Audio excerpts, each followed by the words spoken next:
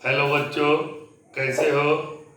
तो आज आपका केमिस्ट्री गुरु डॉक्टर गुंजन क्लास 9th के स्टूडेंट का first topic matter in our surroundings का ये लास्ट वीडियो लेक्चर है। इसको आप ध्यान से देखिए, नोट कीजिए और इस पर बेस्ड जितने भी क्वेश्चन होंगे सारे को बना जाइए। तो today I delivered the last lecture of your topic matter in our surrounding. Okay, तो हम इसे प्रीवियस वीडियो में just in previous video I discussed about what is evaporation and what is the difference between evaporation and boiling and what factors which affect the rate of evaporation. Now in this video lecture we cover the topic evaporation causes cooling. First topic is evaporation causes cooling. Next, how you determine the presence of water vapor in air. ये जो surrounding में हमारे surrounding में air है, उस air में water का vapour भी है, इसको हम लोग कैसे डिटरमाइन करेंगे। Now last is two more state of matter, one is plasma state and other is BEC, Bose Einstein condensate state. Okay, तो now first topic is evaporation causes cooling. Dear student, evaporation surface phenomena है, ये हम already बता चुके हैं। और surface से जब कोई पार्टिकल इवोपरेट करता है, स्प्रेड करता है एटमॉस्फेयर में, तो जिस सरफेस से करता है उस सरफेस के एनर्जी को वह एब्जॉर्ब करता है। अब वह एनर्जी अगर सरफेस से ले लेगा पार्टिकल और वह अपना काइनेटिक एनर्जी बना के निकल जाएगा, तो इसका मतलब सरफेस का एनर्जी कम हो जाएगा और उसको ठंडेपन का महसूस होगा, वह फील करेगा cool. For example, when some nail polish remover poured on your palm and after some time you feel cool. Why? Because the nail polish remover take heat energy from your palm and get evaporates. So decrease in heat energy converted into cooling effect. Decrease in heat energy converted into cooling effect.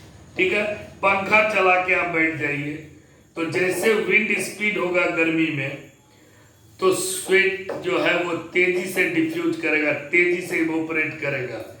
Wind evaporation rate को क्या कर देता है, बढ़ा देता है। ठीक है, और साथ साथ जब स्वेट इवोपरेट करेगा तो मेरे बॉडी का जो टेम्परेचर है उसको वह लेगा और तब इवोपरेट करेगा, तो मेरा बॉडी का टेम्परेचर को लोअर कर देता है, इस कारण से इवोपरेट कर जाता है। ठीक है, तो इवेपोरेशन जिस सरफेस से होगा वह सरफेस कूल होगा, ठंडा होगा। इसका दो ही एग्जांपल हम दिए हैं। फर्स्ट देखिए, when we pour some nail polish remover on our palm we feel cool. कुछ नेल पॉलिश रिमूवर को अपने पाम पे लेंगे तो हमको ठंडा लगेगा। क्यों? This is because the particle of nail polish remover get heat from the palm and evaporate causing the palm to feel cool.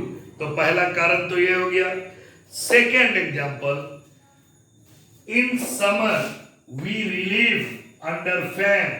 The air from fan causes quick evaporation. Wind speed evaporation को बढ़ाता है। The air from fan causes quick evaporation of sweat from our body. The energy required for evaporation is taken from our body. Sweat जो evaporate किया तो वह energy कहां से लिया? हमारे बॉडी से लिया।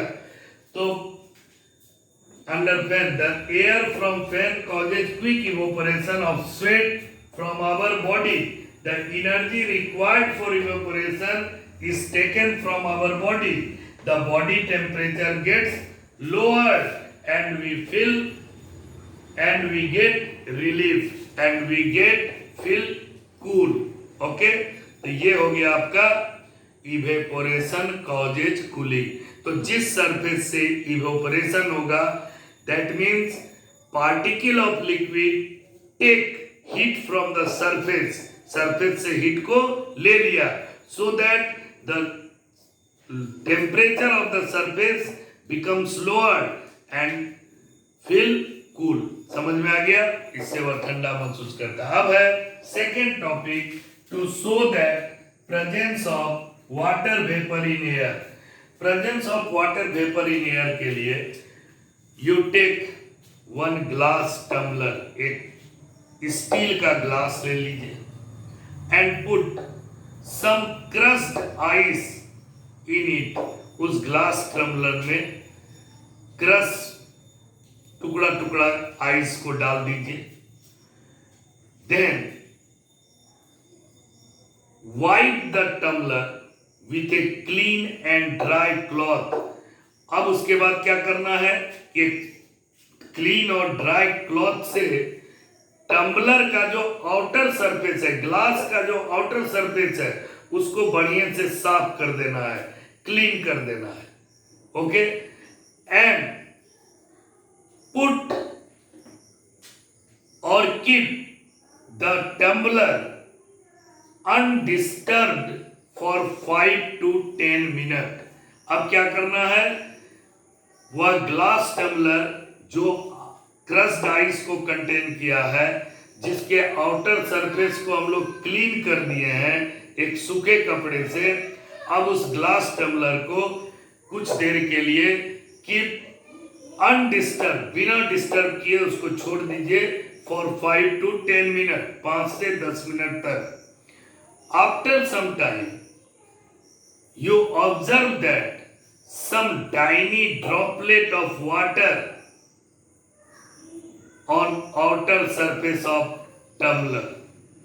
After some time you observe that some tiny droplet of water present in the outer surface of glass tumbler, which indicates that the air surrounding the tumbler contain water vapor and that air in contact with low temperature, outer surface glass tumbler का temperature क्या होगा? बहुत कम होगा, क्योंकि उसके अंदर ice है।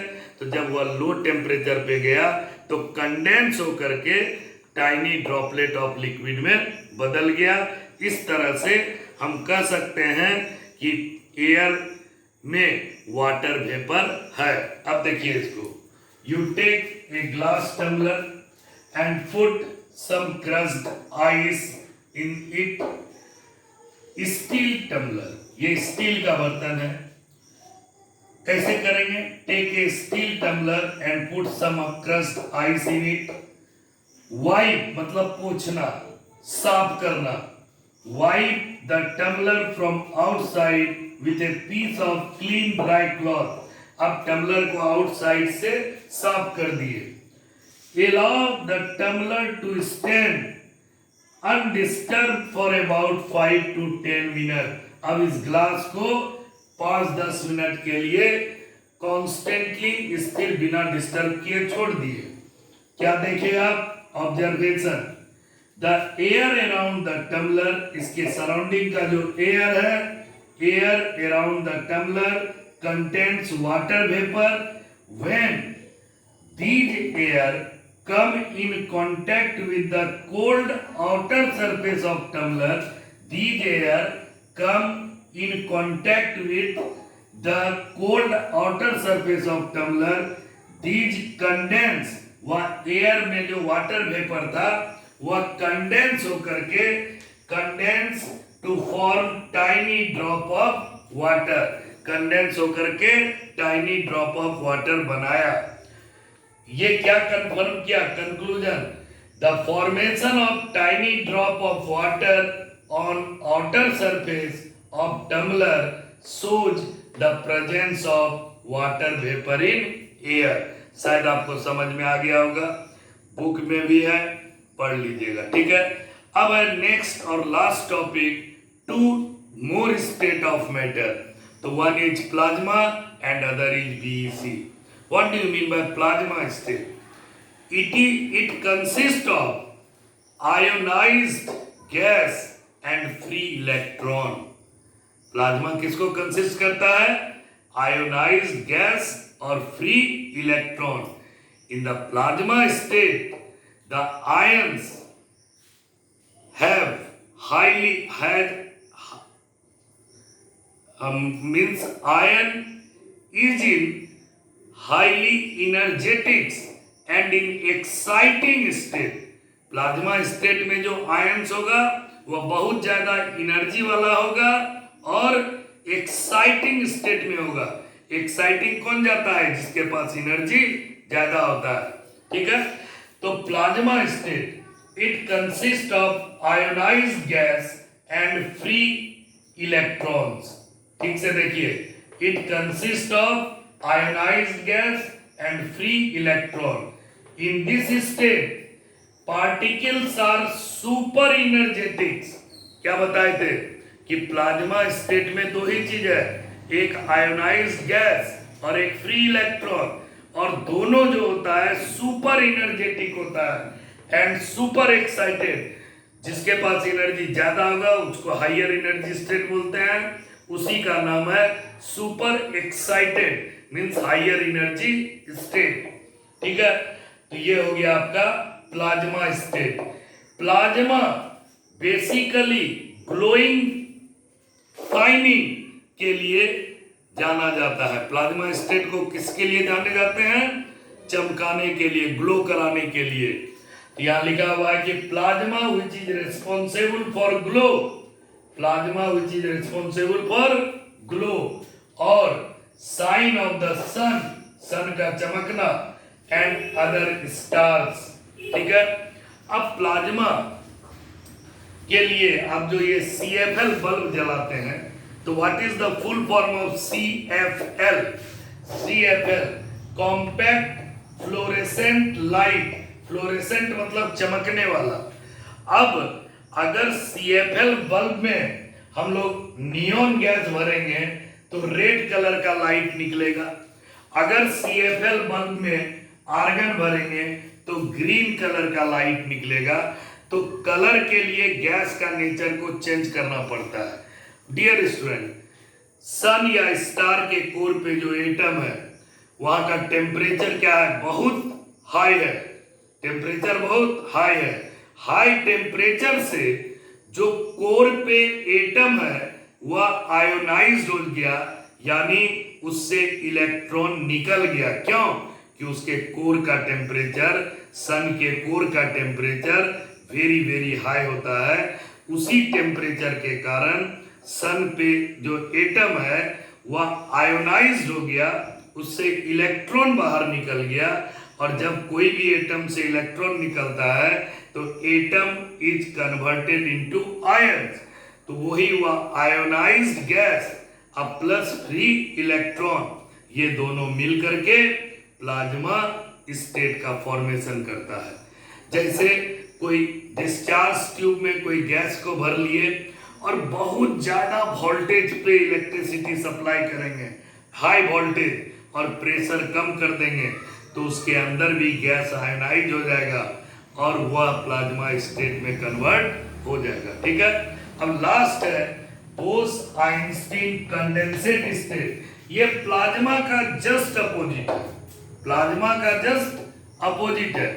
सबसे पहले इस स्टेट को बनाया सत्येंद्र नाथ बोस 1920 1920 में।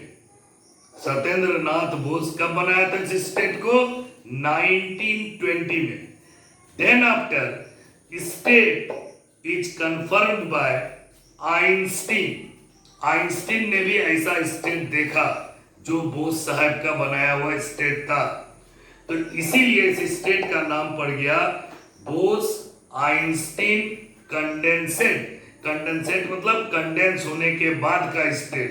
तो इसमें क्या किया, जो गैस का डेंसिटी बहुत कम है, gases having very low density means density is 100,000 time lower than normal air.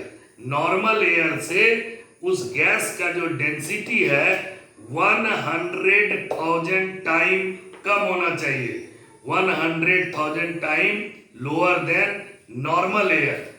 वैसा गैस को सुपर कूल्ड किया, माने एकदम निगेटिव टेम्परेचर 0 केल्विन से पे गया, उससे भी नीचे गया तो गैस कंडेंस हो गया, और कंडेंस होने के बाद एक स्टेट आया जिस स्टेट का नाम रखा बोस आइंस्टीन कंडेंसेट स्टेट। तो देखिए, it is form when A gas at a very low density about 100,000 the density of normal air. It is formed when a gas at a very low density about 100,000 the density of normal air is super cooled, बहुत ज्यादा ठंडा किया to almost 0 Kelvin temperature, then a state was obtained. Such state is known as BEC state. B stand for Bose, E stand for Einstein, C stand for condensate.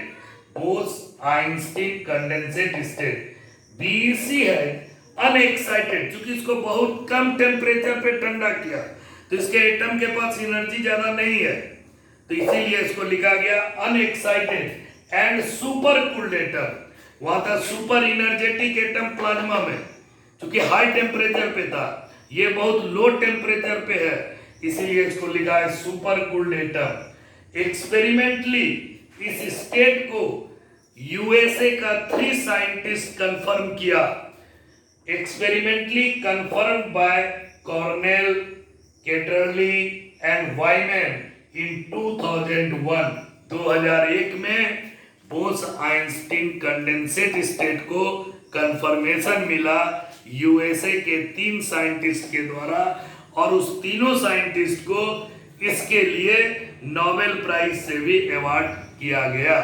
Okay, तो this is the last topic and last lecture for your unit 1 matter in our surrounding. इसको ध्यान से लिखिए, note कीजिए, question बनाइए। अब हम इसका नेक्स्ट सेकेंड टॉपिक स्टार्ट करेंगे। Thank you, take care, bye.